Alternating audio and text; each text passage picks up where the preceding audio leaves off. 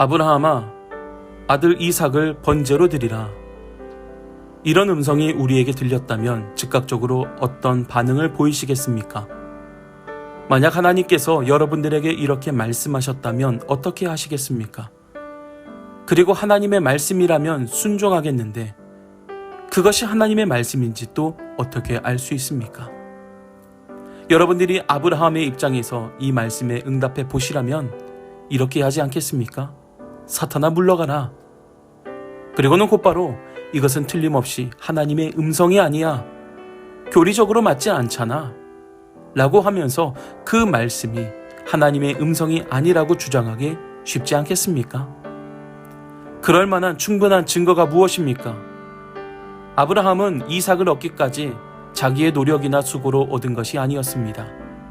아브라함이 이삭을 원한 것이 아니라 하나님께서 주시겠다고 약속하시고 그 약속을 믿게 하셔서 마침내 믿음으로 얻은 아들이었습니다. 아브라함은 이스마엘로도 만족했었습니다. 하지만 하나님께서 약속하신 아들은 그 이스마엘이 아니라 이삭이라고 말씀하셨습니다. 그러니 아브라함은 그 이삭을 통하여 그의 후손들이 하늘의 별처럼 바다의 모래처럼 많아질 것을 믿었습니다. 그리고 그것을 기대하고 있었습니다.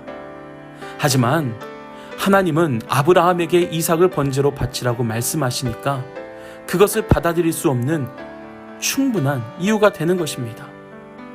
뿐만 아니라 아브라함이 하나님의 음성을 순종하기가 어려운 또 다른 이유는 하나님이 교리를 초월해서 말씀하신다는 것입니다. 당시에 사람을 번제로 드리는 것은 이방신을 섬기는 데나 있는 일이었지 하나님께는 절대로 없었습니다. 또 후에 확증된 사실이지만 사람을 번제로 드리는 일은 하나님께서 금하시는 일이었습니다. 그런데 하나님께서 지금 아브라함에게 아들을 번제로 드리라고 말씀하십니다. 이것은 하나님의 성품과 교리에 맞지 않습니다. 우리가 하나님의 음성에 순종하기 어려운 것은 바로 여기에 있습니다. 우리가 경험하고 알고 있는 지식과 교리에 맞지 않는 하나님의 음성을 어떻게 해야 합니까? 예수님 당시의 유대인들은 교리와 전통을 중요시했기에 여기에 벗어나는 어떤 이야기나 자기의 생각과 경험을 벗어나는 이야기는 용납할 수 없었습니다. 그래서 예수님을 십자가에 못 박아 죽이고 말았던 것입니다. 이것이 바로 문제입니다. 바로 여기에서 우리가 깊이 생각해 볼 문제가 이것입니다. 아브라함은 그 순간 거부하지 않고 아들을 번제로 드리라. 이 말씀이 어떻게 하나님의 음성으로 받아들였겠는가 하는 것입니다. 자기 머리로나 경험으로나 습관으로는 도저히 받아들일 수 없는 것을 주님이 말씀하셨을 때도 말씀하신 분이 하나님이라는 사실을 아는 것, 이것은 바로 하나님과의 친밀한 관계에서만 가능한 것입니다.